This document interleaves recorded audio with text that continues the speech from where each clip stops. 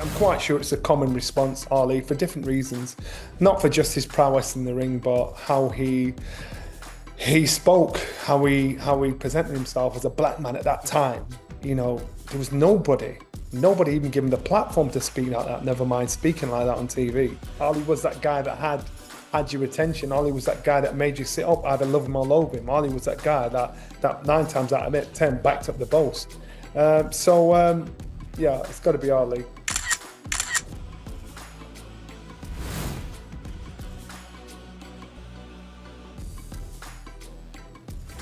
Do you remember when Olympic Christie, Carl Lewis,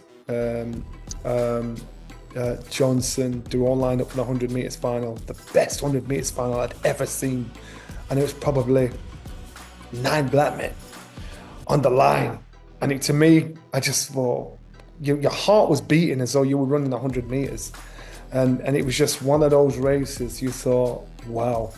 You know, and there's 2 events in sport that always capture a nation's attention, even if you're into it or not, which is a heavyweight title fight or the 100 metres final. And mine was that, you know, watching all those lined up. There's a picture, it pops out. Go on to Google. You know the picture I'm talking about. They're all there, ready. Just like start off, boom, they're there, and it was a pure line of powerhouses.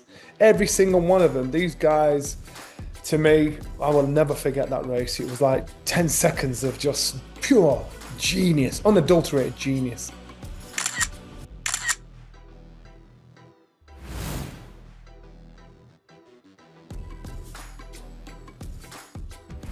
It was a rainy summer's day in Lyon, and I'd been in the gym sparring with Fabrice Tioso, former world light heavyweight champion. I was his sparring partner. He's literally paying me £100 a day to beat me up. But every day he couldn't beat me up. I was holding my own. And to the point where his cornerman's like, back off. And so I'm pulling the shots. And I'm not hitting him when I can hit him. And I'm thinking, I can hit this guy when I want. To the point where I'm like, nah, he's having it. And I'm beating this guy up. And then to the point where his cornerman pulled me and said, right, you're 3 rounds, out you go. If he asks you to train tomorrow, do not train. I walked out of the gym, came out of the gym to go back to the bedsit I was staying at across the road from the gym. And there's a beautiful woman in a stretch limousine outside, and she waved at me. I thought it was me, and I waved back. And I heard a voice behind me say, see you tomorrow, Johnny. And it was Fabrice, and his wife was waving to him. I didn't realise that. Oh. And I saw him getting this chauffeur-driven limousine, and they drove off into the distance. And I'm stood there looking at this chauffeur-driven limousine drive off with the 2 of them, little white poodle on his lap.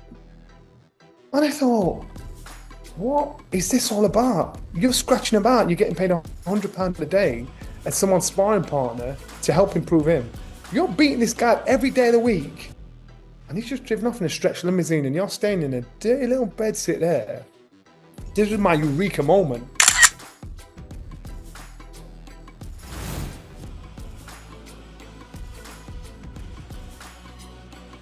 It means to me that people of colour getting recognition.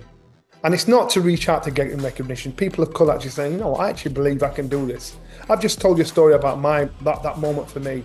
It's about validation for oneself. If you don't love yourself, you're never going to believe anybody else does. If you don't believe in yourself, you're never ever going to believe anybody else does, no matter what your hustle is. So now it's a stage where you've got people of colour where they think, I can do this, and I don't need you to tell me, but if you want to celebrate it, that's fine.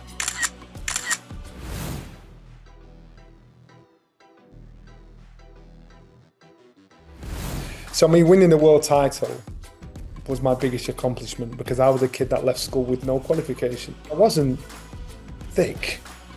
I just had to learn in a different way. So then once I started to get it, and the penny started to drop, my biggest accomplishment was winning the world title, because I did it against all the odds. I'd been a winner, a loser, I'd been a sparring partner working for everybody around the world.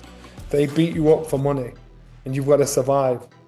In South Africa, in Germany, in Frankfurt Oder, in East Germany, all the places you don't want to see as a black man. I survived there, came out and learned a hell of a lot about myself and about human nature. So to end up being a world champion, that's my biggest accomplishment.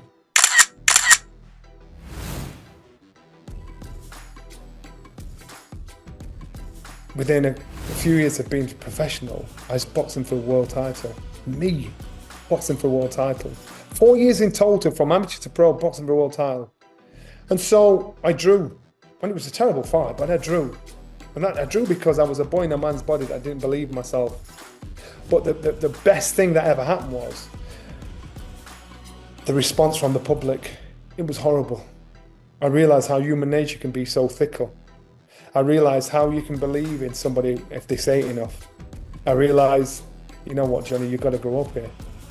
And so that was the best thing that could have happened to me, because it could have destroyed me. It was the darkest time. I wouldn't wish it on my worst enemy, even now.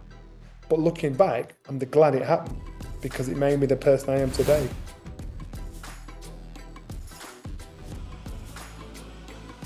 So important that young athletes, young black athletes, male and female, they look at me and think, he's done it, so I can do it. Because when I do talks, when I talk all over the place and I tell my story, I want them to look at me and think, I'm smarter than him. I've got a better start than him.